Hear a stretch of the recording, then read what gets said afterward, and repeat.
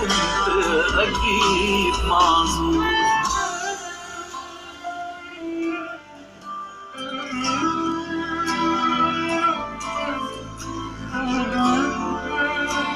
بجد انا مش فاهم كل اللي بتعمليه ده ليه؟ ليه؟ انت ما احترمتش حدودي، دي كانت خرجة حدودك قدامي. كفايه بقى، دي اوهام جواك انت بس. لا دي مش اوهام، دي الحقيقة وانا ساكتة عليها من زمان. بس خلاص خلاص.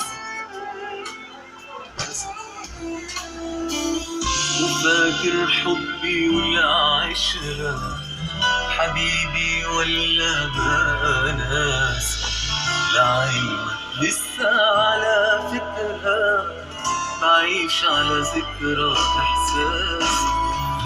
نسيتني يعني معقولة؟ طب ازاي قولي بسهولة؟ بلف في دايرة مقفولة معاني وحدي